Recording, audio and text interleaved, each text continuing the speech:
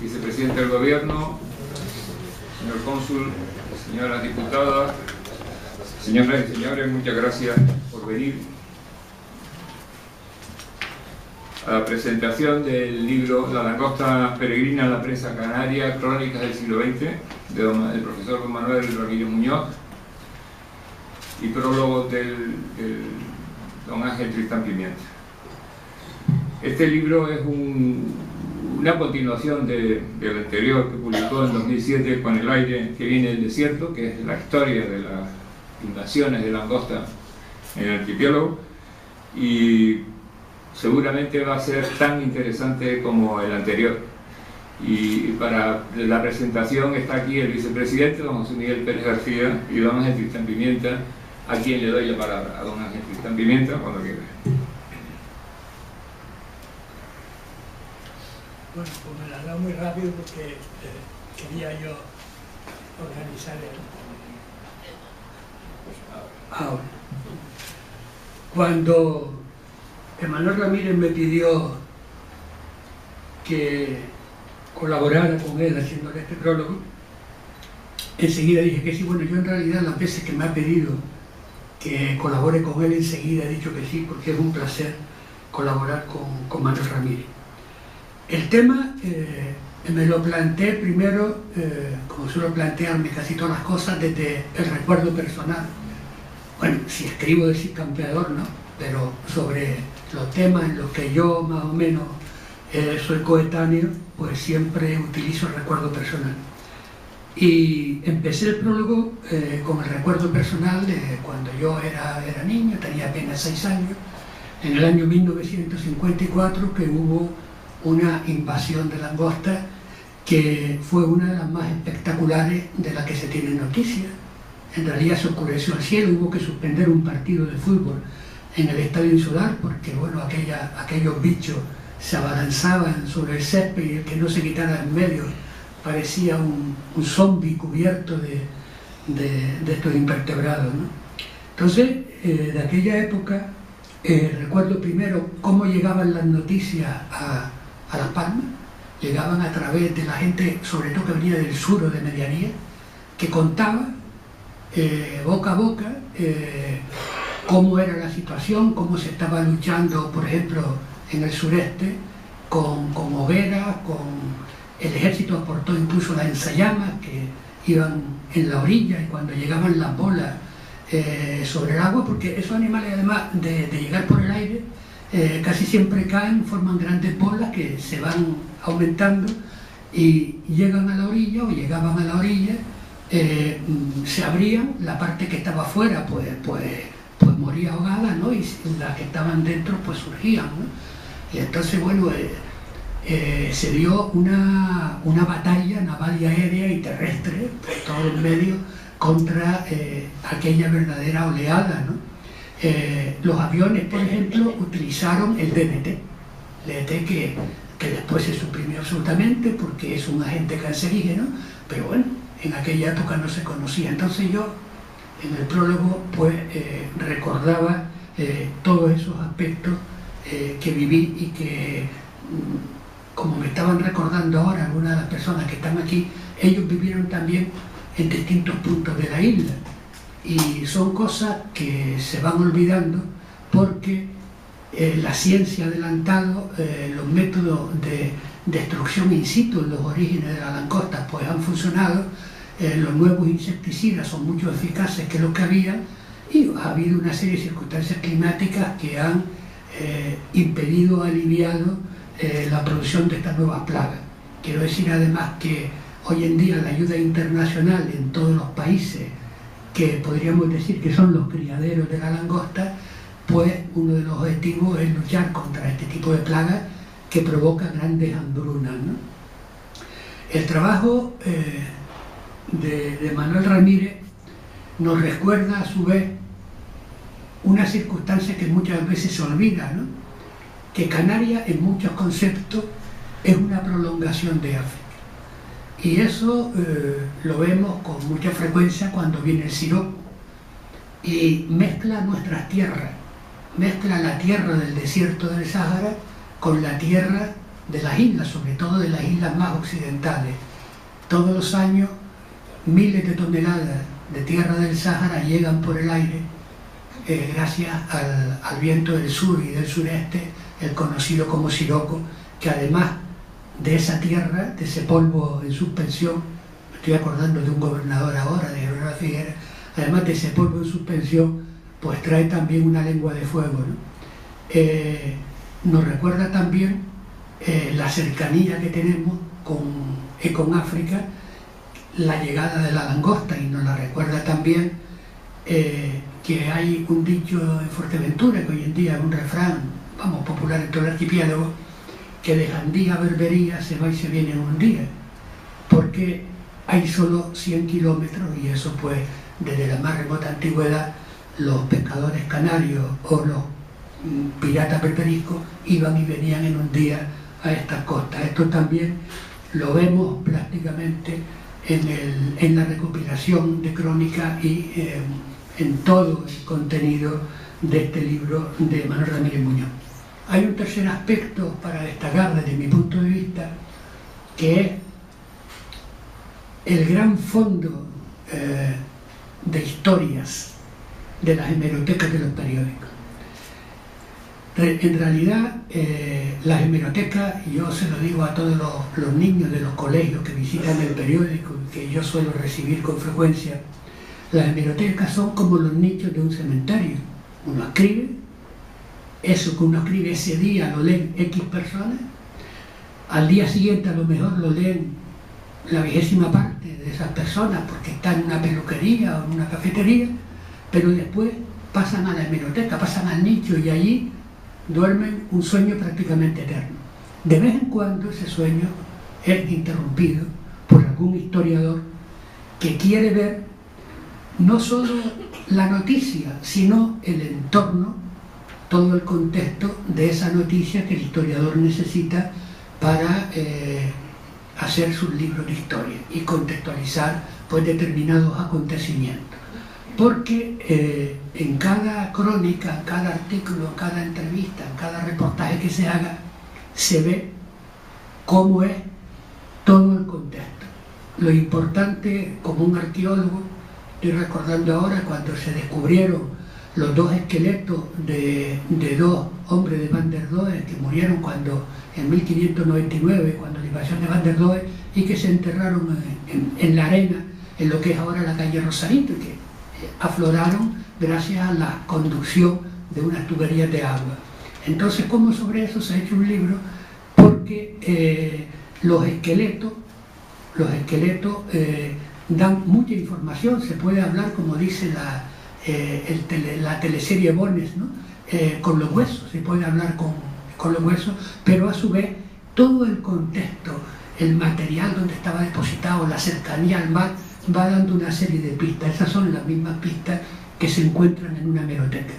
De la hemeroteca, Manolo ha sacado una serie de muertos que los ha hecho revivir, y ya los ha hecho revivir para siempre, porque todas estas crónicas que estaban olvidadas y envejecidas en papel amarillo, al formar parte de un libro, los libros ya permanecen en alguna biblioteca, en algún lugar del mundo, y no solo de Canarias.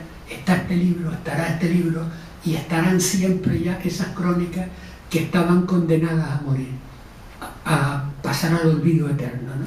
Entonces, yo creo que estos dos últimos son dos aspectos relevantes para mí del libro de Manuel Ramírez. Por una parte, esa constancia histórica, geográfica, imprescriptible como todos los hechos geográficos, de la cercanía, y de cómo esa cercanía nos hace vivir aventuras iguales.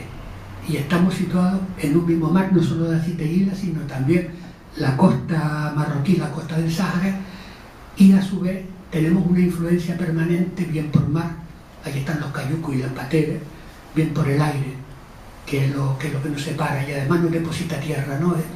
Ese factor me parece a mí que es muy importante tenerlo en cuenta para saber dónde estamos y por qué estamos como estamos. y lo otro, ya digo, es el gran material histórico, la gran cantidad de historias y de explicaciones que se pueden sacar de las hemerotecas de cualquier periódico. En este caso, él ha sacado 60 noticias y crónicas y hasta una poesía y hasta un poema que nos pintan en realidad cómo se vivía aquí, aquellas circunstancias, y cómo desde que la crónica canaria tiene historia, eso sucede así, porque ya los historiadores más antiguos, los cronistas más antiguos del archipiélago, ya hablaban de estas nubes de langosta, que últimamente no se han producido, pero que no se puede decir que nunca más se vayan a producir. Yo creo que este es un libro de lo que la verdad hay que leer, y antes me estaban dando una idea, y es que las nuevas generaciones, yo lo veo mucho con los estudiantes que van a ver el periódico, las nuevas generaciones no tienen ni idea de muchas de estas circunstancias que rodean al archipiélago, y que todo este tipo de libros, sobre todo los que son tan amenos como este, serían un buen material didáctico para que en los colegios se estudiara o se conociera, ¿no? La palabra estudiar a lo mejor es excesiva, ¿no? Pero se conociera en los colegios por los alumnos determinados hechos, determinados episodios de la historia de Canarias, narrados por historiadores y recopilados de la realidad de aquellos días, que son muy importantes para la formación, porque todo esto parece que no, pero va pasando al disco duro de la sociedad, y debe pasar al disco duro de las personas, de los ciudadanos, para darnos cuenta más cabal de que somos el producto de muchas circunstancias, tanto intelectuales como históricas como geográficas, ¿no? En definitiva, que muchas gracias, Manuel, por invitarme a ser tu prologuista, por invitarme hoy a hablar aquí, sabes que me encanta hablar, y además por tu libro, porque creo que me has dado la oportunidad de prologar un libro verdaderamente interesante. Gracias.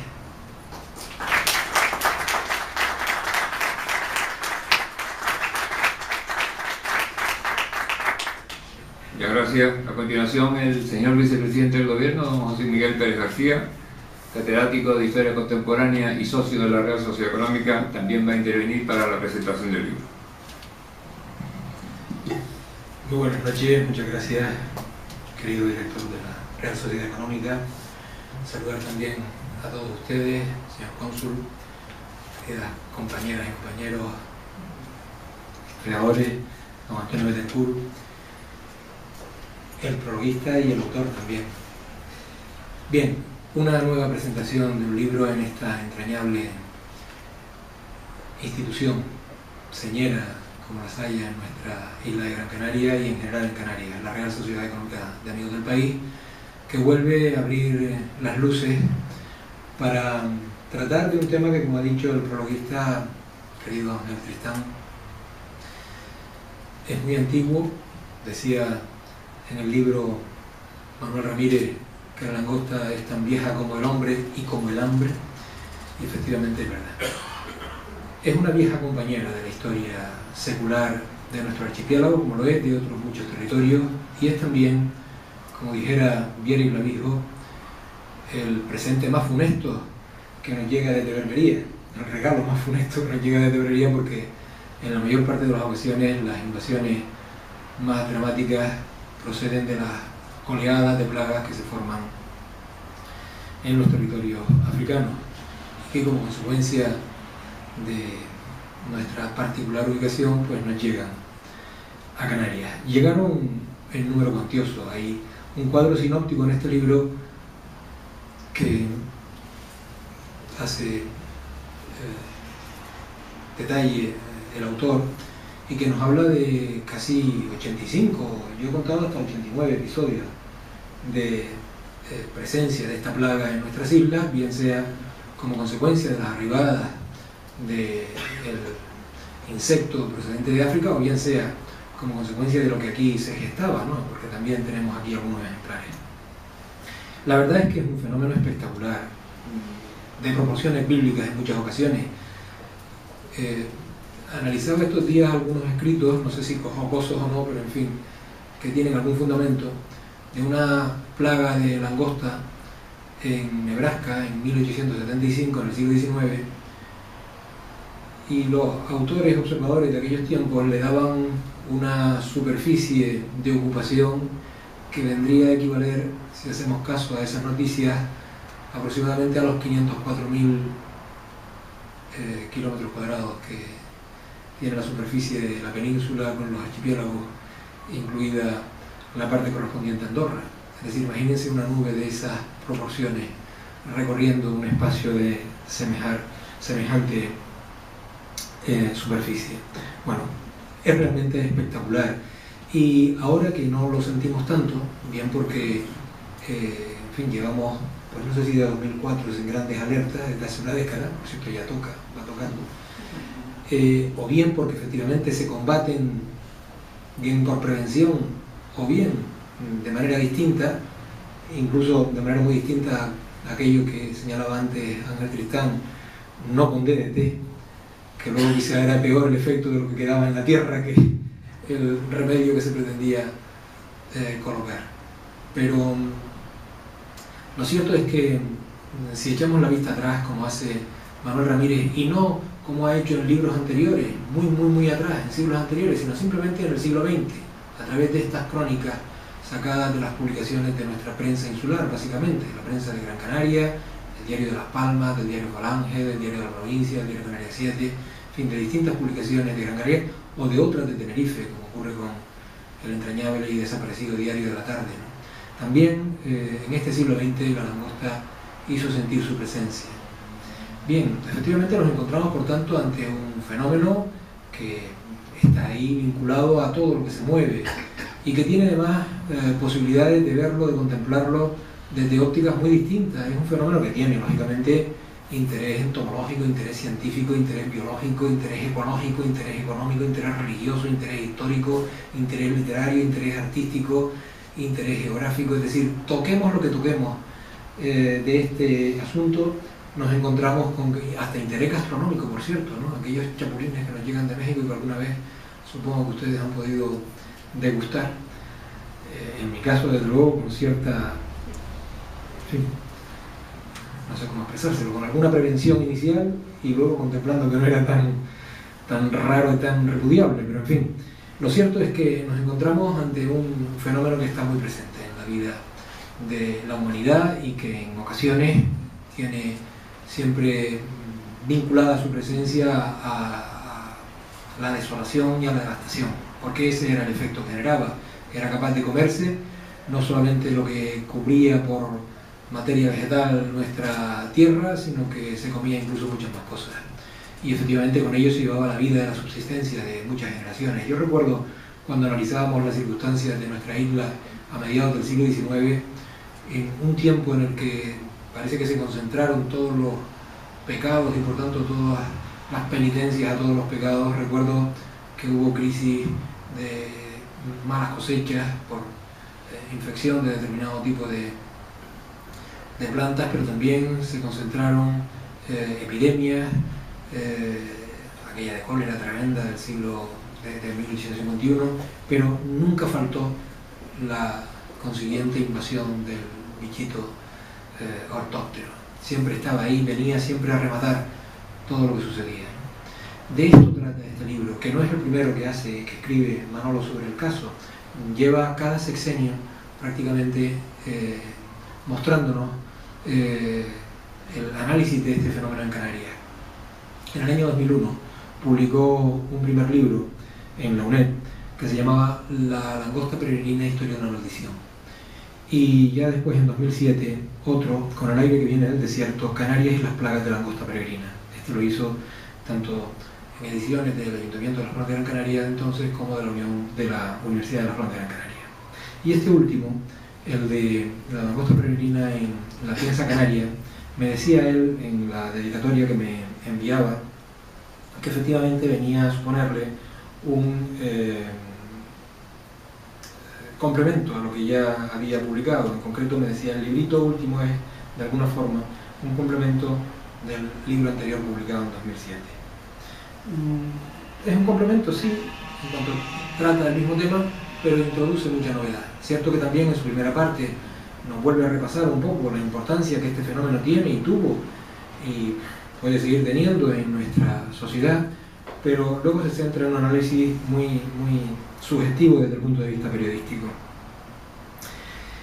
Prueba de que el fenómeno que estudia Manuel Ramírez ha tenido un interés extraordinario en quienes han procurado conocer la historia de Canarias lo tenemos en el repaso a la lista larga ya y secular de autores que han tratado de esta cuestión. Nombres desde prácticamente el siglo XVI, XVII, XVIII, en todos estos siglos algunos dieron cuenta de lo que acontecía en Canarias cada vez que se invadía por parte de la langosta nuestras islas. Núñez de la Peña, Fray José de Sosa, Pedro Agustín del Castillo, el propio Virgil Clavijo, López Antonio de la Guerra, Romero Ceballos, Álvarez Rixo, Denis Gregg, Villares Torres, fueron algunos de los autores que podemos encontrar entre sus obras y sus páginas análisis diferentes sobre lo que sucedió en todo tiempo. El historiador contemporáneo que se ocupó primero de esto, como lo cita muy bien Manuel Ramírez, es Osvaldo Brito, en un trabajo que publicó en el Armario de Estudios Atlánticos en el año 1989. Se dedicó a analizar el fenómeno en el antiguo reino, también desde las distintas perspectivas, no solamente desde la importancia que tenía en el terreno de la devastación de los cultivos y por tanto en las consecuencias sociales y en el empobrecimiento de los habitantes de las islas, sino también en cómo se habían arbitrado las medidas desde las autoridades y por supuesto cómo se contemplaba el fenómeno desde algunos ámbitos. Es singular ver el ámbito religioso, ¿no? Un ámbito en el que también existe gran arraigo tradicional en Canarias en la visión de este fenómeno. Quizá en nuestra isla la fiesta de las Marías en Guía, en el municipio de Santa María de Guía, es quizá la fiesta que mejor nos recuerda el episodio que en 1811 pues trató de detener una plaga de langosta que estaba llegando a la misma raya de Guía, como dicen los del lugar, y oraciones y oraciones y rezos pues terminaron levantando, según se dice, una nubecita que llegó de un poco más allá y descargó una tormenta sobre las langostas y en teoría hizo desaparecer, y a partir de ahí todas las promesas de ser, por consiguiente, esta fiesta que se ha convertido en una fiesta tradicional y que tiene que ver con este origen de la invasión de una plaga. Pero es también curioso ver cómo los distintos autores de todos estos tiempos, esta otra parte del intento de solución a la desesperada de un fenómeno que no puede ser combatido con herramientas y con medios conocidos en muchas épocas, pues se acudía a otros medios implorando siempre la intercesión del más allá para intentar combatirlo. Una intercesión que no deja de ser curiosa, ¿no? En la catedral se practicaban, como saben ustedes, este exorcismo, y el libro de estas características, de estas prácticas, todavía recuerda que había que hacer con una langosta metiéndola en agua caliente para así procurar que luego, a través de ese exorcismo, ese era el libro de los conjuros, que todavía conservan los archivos catedralicios, terminara procurando que la langosta se ahogara en el mar, cosa que difícilmente sucedía porque las langostas, como ustedes saben, pues es verdad que se ahogaban muchas, pero eran tantas que llegaban también muchas. Bien, de todo esto nos cuenta en esta descripción, o nos da cuenta en esta descripción magnífica, Manuel Ramírez. Manuel Ramírez, que por otro lado es un amigo, una persona entrañable, una persona que forma parte ya de nuestro paisaje intelectual desde hace mucho tiempo. Era un militar del Ejército del Aire que descubrió una vocación profesoral y de investigador que luego afortunadamente se dedicó a ejercer, y lo perdería el ejército, pero lo ganó la historiografía.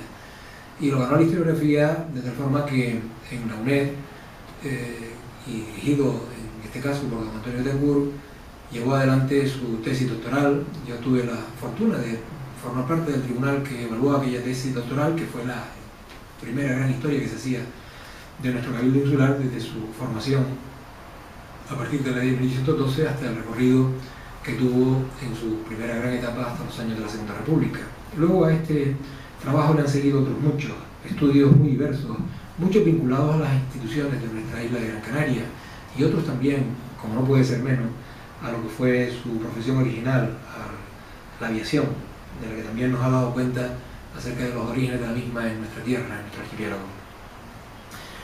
Y sobre este tema, insisto, pues ya es no la primera publicación que nos proporciona, sino que ya son algunas más. El libro anterior, el libro del 2007, tenía un prólogo bonito y además entrañable de Antonio Bettencourt.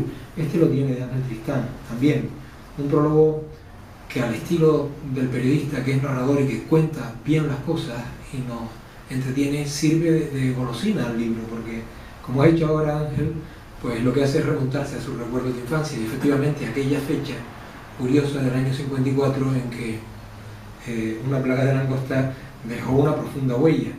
De este texto tienen ustedes, de este libro, unas muestras interesantes. Hay muchos artículos de ese año 54 y de esa plaga, pero no me resisto a relatarles tres en particular. Uno, quizá un poquito más jocoso, y es que coincidió efectivamente con un partido de fútbol.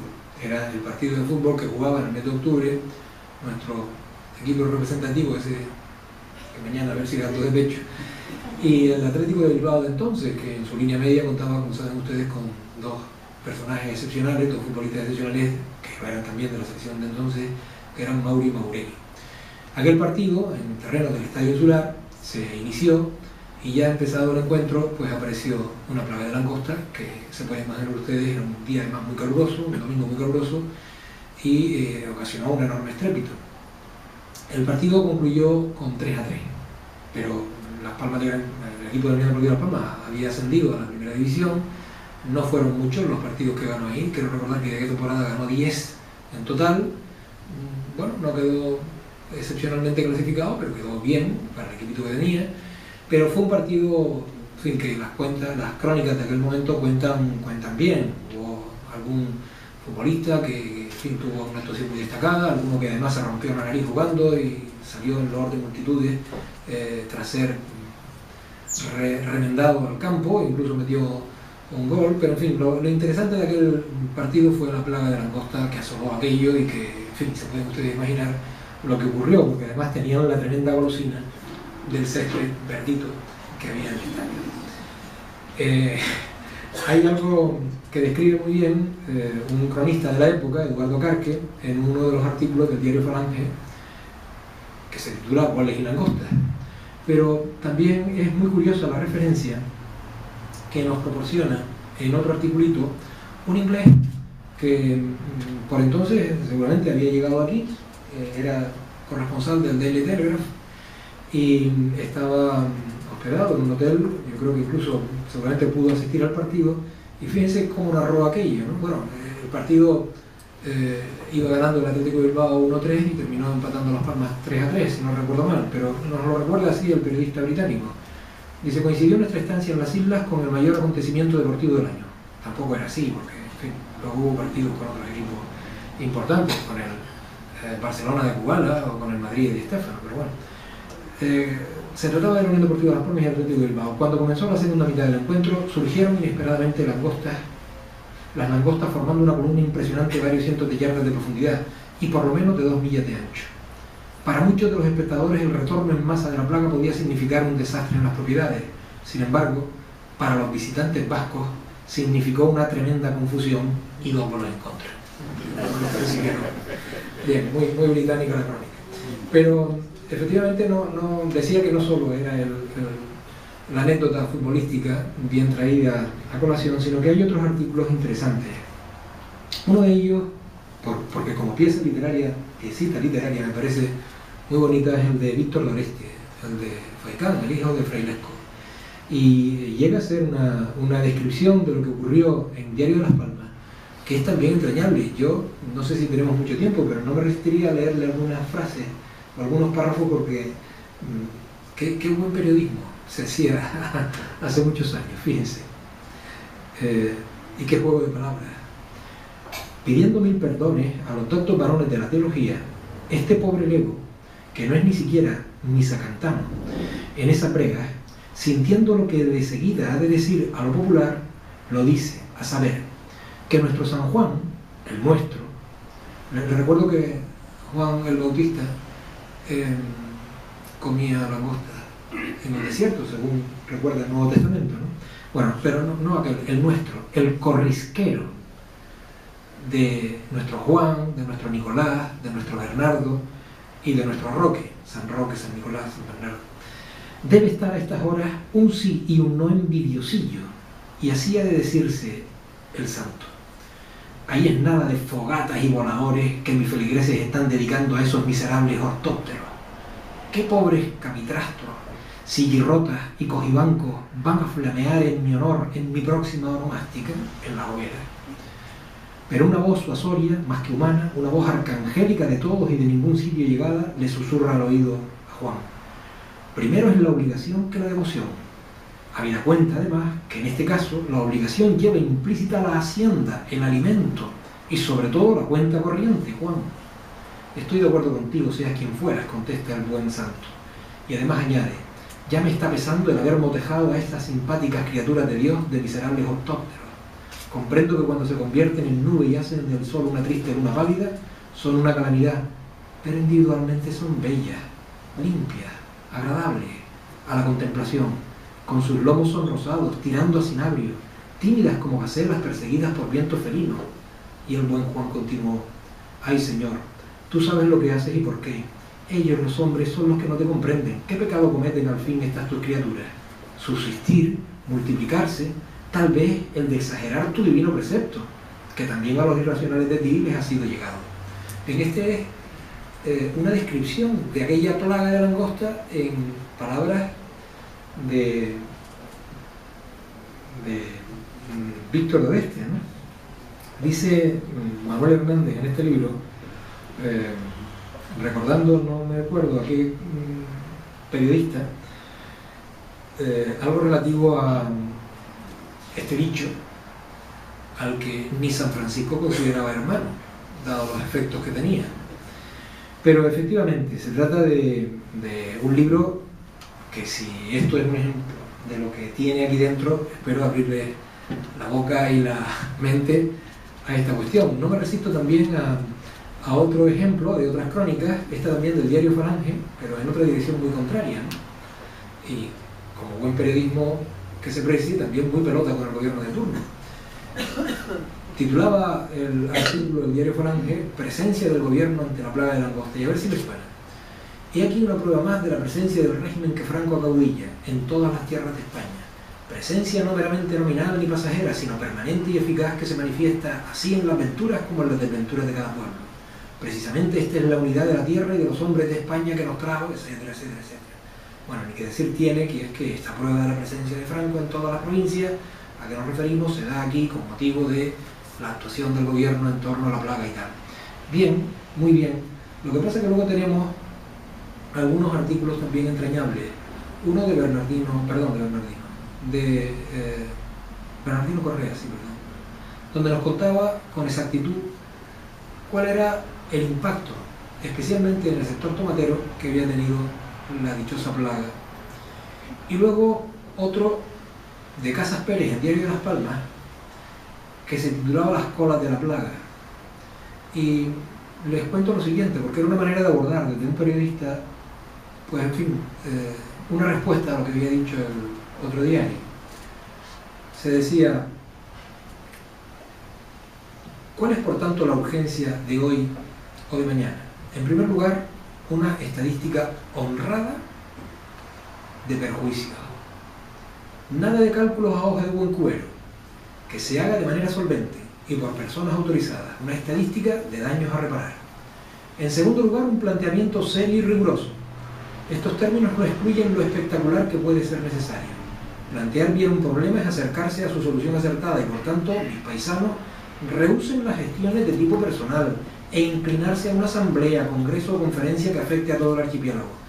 Lleguen a Canarias mismo, bajo el signo de las autoridades, a unas conclusiones honradas, claras y breves, lo que tampoco elimina los razonamientos, arsenal utilizable en la polémica, pero no en la demanda.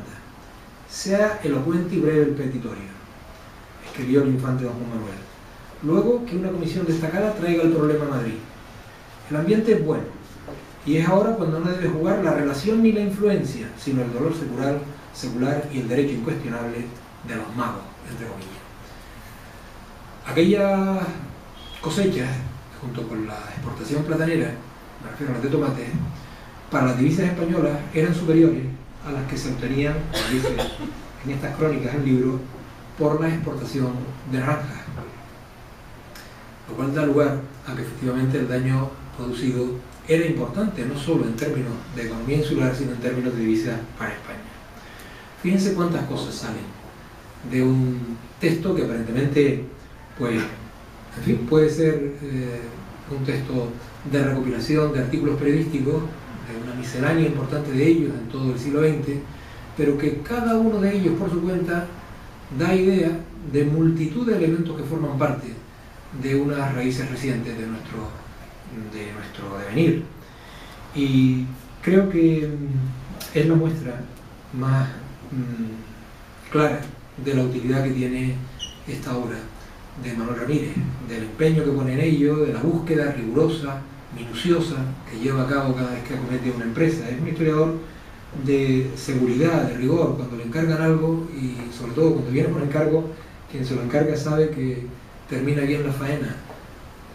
Él es una persona muy diestra en la encuadernación de libros, al estilo antiguo, y viendo algunos de los ejemplos que me ha mostrado, pues a mí siempre me gusta pensar en que ese buen trabajo en un texto que se recupera, que se encuaderna al estilo artesanal, lo lleva adelante cada vez que nos escribe y nos regala con esa escritura información, ideas y otras muchas cosas, ¿no?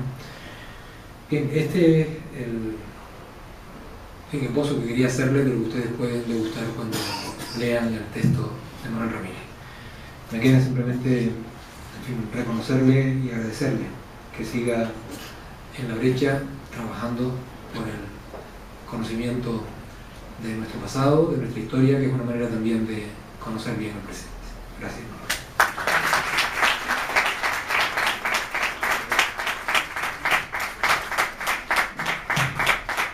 Y a continuación, el autor, el profesor don Manuel Ramírez.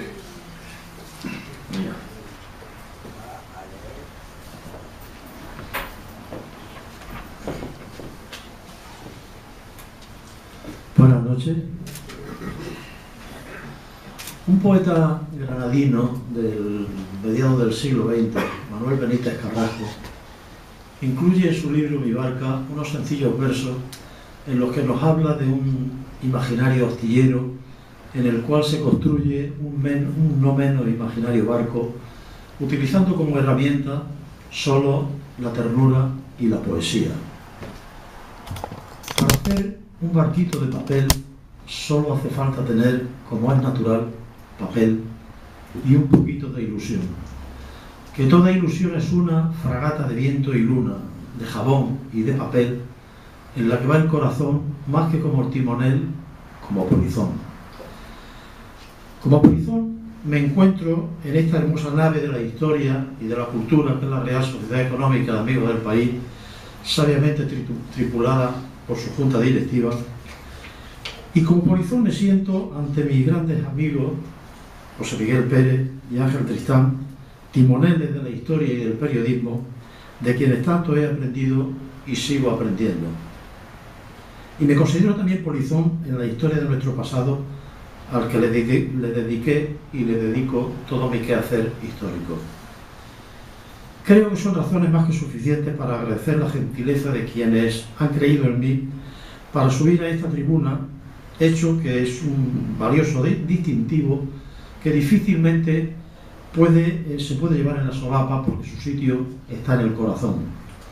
Gracias pues a la Real Sociedad Económica de Amigos del País por animarme y ofrecerme el marco entrañable donde presentar mi último libro, y gracias a todos ustedes, queridos consocios, señoras, señores, amigos y amigas.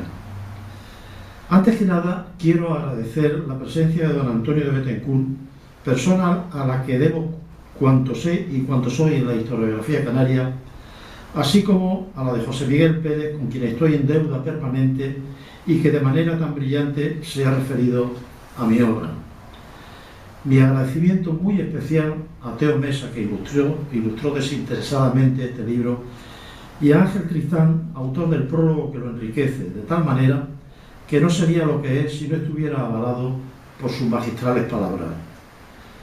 Me gustaría destacar la labor callada pero eficaz de Cristina y de Iliana Martín, que aparentemente no se ve, pero que gracias a ella la Real Sociedad Económica de Amigos del País funciona como un perfecto mecanismo de relojería.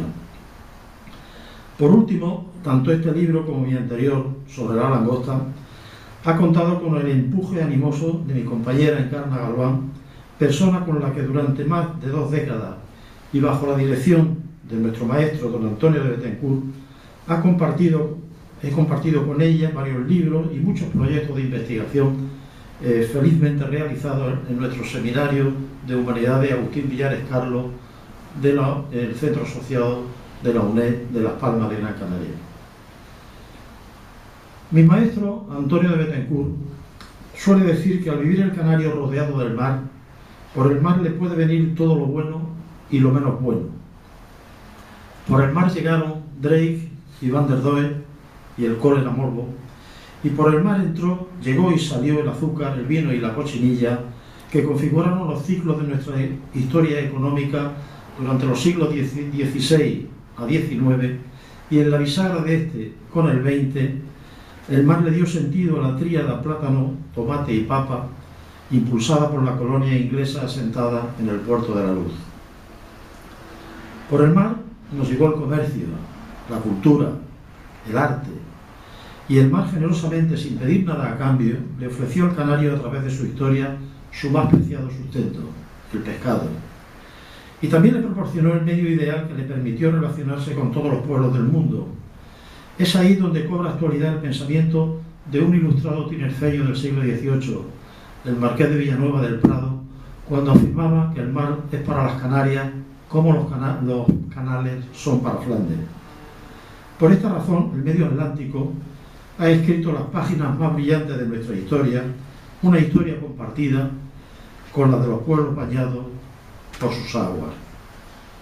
Y también por el mar, empujado por el ardiente aire africano, nos vino y nos puede venir en cualquier momento otro encarnizado enemigo, la langosta peregrina, el rojizo insecto que en unos instantes fue capaz de destruir los frutos que el denodado esfuerzo del campesino canario le arrancaba dolorosamente a la tierra y que constituían el medio imprescindible para mantener su precaria existencia. Pero también la langosta, en tiempos muy cercanos, se ensañó con los principales productos de la agricultura de exportación, plátano, tomate y papa, la tríada básica de nuestra economía moderna, cuyos cultivos se extendían por el campo isleño al modo de un hermoso tapiz con sus 3 colores dominantes, el ocre, el rojo y el verde. En el refranero español, ese compendio de sabiduría práctica hecha por el pueblo y sancionada por el pueblo, a través del tiempo que tan pródigo se muestra con innumerables conceptos, solo hay 3 referencias acerca del término langosta, 2 como animal marino y una a la que desde antiguo ha constituido la más terrible amenaza para una economía eminentemente agraria. La langosta hace la tripa angosta. Nunca tan pocas palabras tuvieron tanto significado. Hoy, en la mayoría de los casos, el término langosta nos sugiere la carne con sabor a mar de un rico crustáceo capaz de satisfacer las exigencias de los paladares más exquisitos. Pero durante siglos, y hasta bien entrado el XX, hablar de langosta era hablar de dolor, de hambre y de desolación, situación que podemos adivinar mediante una mirada retrospectiva hacia una época en la que el consumo estaba determinado por la producción del campo y las posibilidades de intercambiar excedentes agrarios eran muy remotas. Una plaga de langosta dejaba a su paso un reguero de desesperación al ver que en pocas horas desaparecía la cosecha conseguida a duras penas por el campesino canario. Cuando el fruto, el cereal o la hortaliza, regada con el sudor campesino, estaba en sazón, un cambio en el viento, en la temperatura o en la presión atmosférica podía significar la aterradora visita de una nube de langosta en el horizonte. Desgraciada y periódicamente, y casi siempre a mediados de octubre, la plaga transformó el hermoso tapiz que con tanto esfuerzo había labrado el agricultor canario en un fantasmagórico paisaje. El símil de la langosta que aparece en forma de nube no es una mera construcción literaria. En la mente de quienes vivieron las dos últimas invasiones, la de 1954 y 1958, cobran realidad algunas descripciones como la que hace Enrique Natchez, autor de una preciosa novela ambientada en una humilde aldea de pescadores del sur de Fuerteventura y sumida en aquella dramática pobreza de los años 30. En Cerco de Arena, Natchez dice que esa nube viva se ensanchaba cada vez más densa sobre todo el horizonte que limitaba al mar. No un nublado ordinario que se preparaba, sino una verdadera tormenta que empezaba a oscurecer el sol. Nubes bajas y densas que se agrandaban por momentos, sumiendo el mar en un oscuro revoltijo sin límite. La amenaza de una invasión de langosta peregrina es consustancial con la historia de Canarias. Como ya dijo José Miguel, para Viera y Clavijo se trata del más funesto presente que nos suele hacer la vecina costa de Berbería, un presente que llega a las costas meridionales y orientales de la isla, ya volando, ya en grandes masas flotantes, impulsadas por los vientos favorables del este que le desvían a la langosta de su ruta habitual. La reseña de las diferentes plagas que azotaron las islas es demasiado larga, pero con un denominador común: desolación. Por ello, la descripción que hace Viera y Clavijo de la plaga de 1959 podría aplicarse a cualquiera de ellas. Una nube inmensa de langosta que cubría el cielo y la tierra se echó sobre las islas los días 15 y 16 de octubre, amenazando la devastación más universal. En poco tiempo no dejaron aquellos insectos cosa verde, destruyeron la hierba, huertas, viñas y demás plantas de tal manera que hicieron presa en las hojas de las palmas, que son tan duras, y en las de pita, que no hay animal que las coma. Cuando faltó el follaje de los árboles, se apoderaron de las cortezas, por lo que se secaron mucho, y cuando no hallaron que comer, se comieron unas a otras, infectando las aguas, corrompiendo el aire y atemorizando a los pueblos. En un libro anterior, titulado Con el aire que viene del desierto, Canarias y las plagas de langosta peregrina, traté de acercarme al universo de la langosta, explicitando de algún modo la biografía del terrible ortóptero y modo de combatirlo, así como las principales plagas que se han enseñoreado de Canarias desde el siglo XVI hasta la última, en el 2004, que afectó especialmente a Lanzarote y a Fuerteventura, aunque sin causar daño, ya que los enjambres venían muy debilitados. El libro que hoy se presenta ante ustedes viene en cierto modo a complementar el anterior, pues recoge el pensamiento de un grupo de escritores, técnicos y periodistas que reflexionaron sobre la langosta, dejándonos una visión panorámica de extraordinario interés para comprender el universo del insecto que más ha influido en el devenir de Canarias. Este variado conjunto de artículos, algunos de una gran belleza literaria, que estaban durmiendo el sueño polvoriento de las hemerotecas, se presentan hoy como un ramillete histórico para ofrecer un testimonio vivo de nuestro presente en lo que respecta al mundo de la langosta, tan lejano y tan cercano a la vez. Si en este momento viéramos aparecer una nube de langosta, sería un espectáculo curioso, impresionante, desconocido para muchas personas. Para otras les traería la memoria de escenas similares vividas en épocas anteriores. Desaparecerían las hojas de los pocos árboles que quedan en la ciudad, desaparecería también el verde de sus jardines y el césped que alfombra varios espacios de la misma, y se encarecerían momentáneamente la fruta y la verdura. Pasados los efectos, poco más o menos una tormenta de granizo, una prolongada sequía o una lluvia torrencial, todo volvería a la normalidad. Los medios de comunicación nos traerían noticias e imágenes de otros trágicos acontecimientos, haciendo olvidar momentáneamente la vista estremecedora de unas bandadas de insectos que solo quedarían grabadas en nuestra memoria, en nuestros móviles, en la fotografía o en la televisión. Afortunadamente hoy la langosta no encontraría muchas facilidades en los campos canarios. Por una parte, los invernaderos. y por otra ese panorama de cal y cemento que sin solución de continuidad bordea nuestras costas y avanza implacablemente hacia el interior, hacen que al menos el primer combate no lo pueda ganar la langosta. Muchas gracias.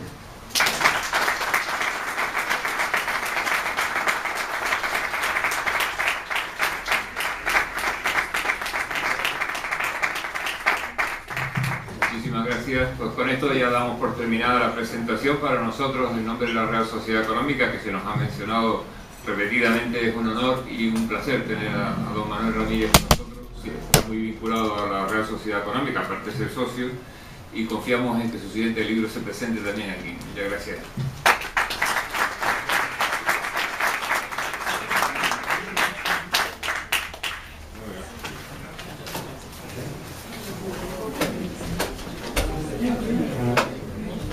Espectaculares de las que se tiene noticia. En realidad se oscureció el cielo, hubo que suspender un partido de fútbol en el estadio insular porque bueno, aquellos bichos se abalanzaban sobre el césped y el que no se quitara en medio parecía un zombie cubierto de estos invertebrados, ¿no? Entonces, de aquella época, recuerdo primero cómo llegaban las noticias a Las Palmas.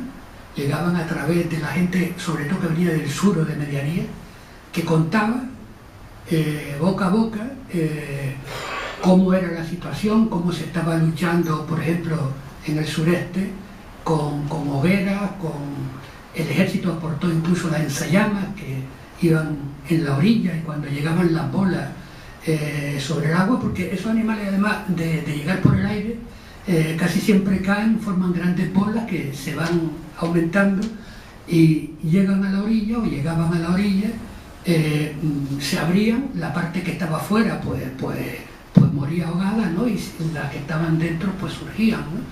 Y entonces bueno, se dio una batalla naval y aérea y terrestre por todos los medios contra aquella verdadera oleada, ¿no? Los aviones, por ejemplo, utilizaron el DDT, que después se suprimió absolutamente porque es un agente cancerígeno, pero bueno, en aquella época no se conocía. Entonces yo, en el prólogo, pues recordaba todos esos aspectos que viví y que, como me estaban recordando ahora algunas de las personas que están aquí, ellos vivieron también en distintos puntos de la isla. Y son cosas que se van olvidando porque la ciencia ha adelantado, los métodos de destrucción in situ en los orígenes de la langosta pues han funcionado, los nuevos insecticidas con los huesos, se puede hablar con los huesos, pero a su vez todo el contexto, el material donde estaba depositado, la cercanía al mar, va dando una serie de pistas. Esas son las mismas pistas que se encuentran en una hemeroteca.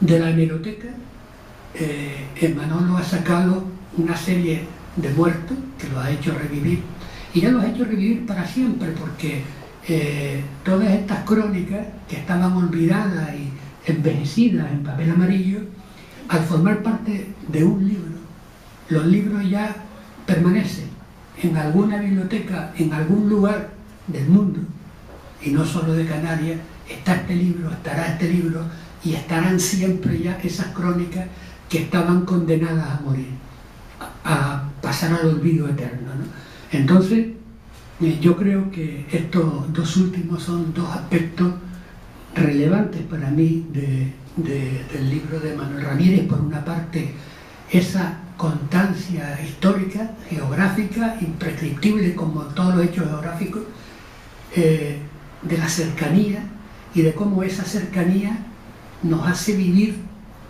aventuras iguales. Y estamos situados en un mismo mar, no solo de las 7 islas, sino también la costa marroquí, la costa del Sáhara, y a su vez tenemos una influencia permanente, bien por mar, aquí están los cayucos y las pateras, bien por el aire, que es lo que nos separa, y además nos deposita tierra, ¿no? Ese factor me parece a mí que es muy importante tenerlo en cuenta para saber dónde estamos y por qué estamos como estamos. Y lo otro, ya digo, es el gran material histórico la gran cantidad de historias y de explicaciones que se pueden sacar de las hemerotecas de cualquier periódico. En este caso, él ha sacado... Vicepresidente del Gobierno, señor cónsul, señoras diputadas, señoras y señores, muchas gracias por venir a la presentación del libro La langosta peregrina a la presa canaria, crónicas del siglo XX, del profesor don Manuel Ramírez Muñoz, y prólogo del don Ángel Tristán Pimienta. Este libro es una continuación del anterior que publicó en 2007, Con el aire que viene del desierto, que es la historia de las invasiones de langosta en el archipiélago, y seguramente va a ser tan interesante como el anterior. Y para la presentación está aquí el vicepresidente, don José Miguel Pérez García, y don Ángel Tristán Pimienta, a quien le doy la palabra, a don Ángel Tristán Pimienta, cuando quiera. Bueno, pues me la he dado muy rápido porque quería yo organizar ahora. Cuando Manuel Ramírez me pidió que colaborara con él haciéndole este prólogo, enseguida dije que sí. Bueno, yo en realidad las veces que me ha pedido que colabore con él, enseguida he dicho que sí, porque es un placer colaborar con Manuel Ramírez. El tema me lo planteé primero, como suelo plantearme casi todas las cosas, desde el recuerdo personal. Bueno, si escribo de campeador, no, pero sobre los temas en los que yo más o menos soy coetáneo, pues siempre utilizo el recuerdo personal. Y empecé el prólogo con el recuerdo personal de cuando yo era niño, tenía apenas 6 años, en el año 1954, que hubo una invasión de langosta que fue una de las más espiras, son mucho eficaces que los que había, y ha habido una serie de circunstancias climáticas que han impedido, aliviado la producción de estas nuevas plagas. Quiero decir además que hoy en día la ayuda internacional en todos los países que podríamos decir que son los criaderos de la langosta, pues uno de los objetivos es luchar contra este tipo de plagas que provoca grandes hambrunas, ¿no? El trabajo de Manuel Ramírez nos recuerda a su vez una circunstancia que muchas veces se olvida, ¿no? Que Canarias en muchos conceptos es una prolongación de África. Y eso lo vemos con mucha frecuencia cuando viene el siroco y mezcla nuestras tierras, mezcla la tierra del desierto del Sáhara con la tierra de las islas, sobre todo de las islas más occidentales. Todos los años miles de toneladas de tierra del Sáhara llegan por el aire gracias al viento del sur y del sureste, el conocido como siroco, que además de esa tierra, de ese polvo en suspensión, me estoy acordando de un gobernador ahora, de Herrera Figuera, además de ese polvo en suspensión, pues trae también una lengua de fuego, ¿no? Nos recuerda también la cercanía que tenemos con África, la llegada de la langosta, y nos la recuerda también que hay un dicho en Fuerteventura, que hoy en día es un refrán, vamos, popular en todo el archipiélago, que de Jandía a Berbería se va y se viene en un día, porque hay solo 100 kilómetros, y eso pues desde la más remota antigüedad los pescadores canarios o los piratas berberiscos iban y venían en un día a estas costas. Esto también lo vemos prácticamente en la recopilación de crónicas y en todo el contenido de este libro de Manuel Ramírez Muñoz. Hay un tercer aspecto para destacar desde mi punto de vista, que es el gran fondo de historias de las hemerotecas de los periódicos. En realidad, las hemerotecas, y yo se lo digo a todos los niños de los colegios que visitan el periódico, que yo suelo recibir con frecuencia, las hemerotecas son como los nichos de un cementerio. Uno escribe, eso que uno escribe ese día lo leen X personas, al día siguiente a lo mejor lo leen la 20ª parte de esas personas porque está en una peluquería o en una cafetería, pero después pasan a la hemeroteca, pasan al nicho y allí duermen un sueño prácticamente eterno. De vez en cuando ese sueño es interrumpido por algún historiador que quiere ver no solo la noticia, sino el entorno, todo el contexto de esa noticia que el historiador necesita para hacer sus libros de historia y contextualizar pues determinados acontecimientos. Porque en cada crónica, en cada artículo, en cada entrevista, en cada reportaje que se haga, se ve cómo es todo el contexto.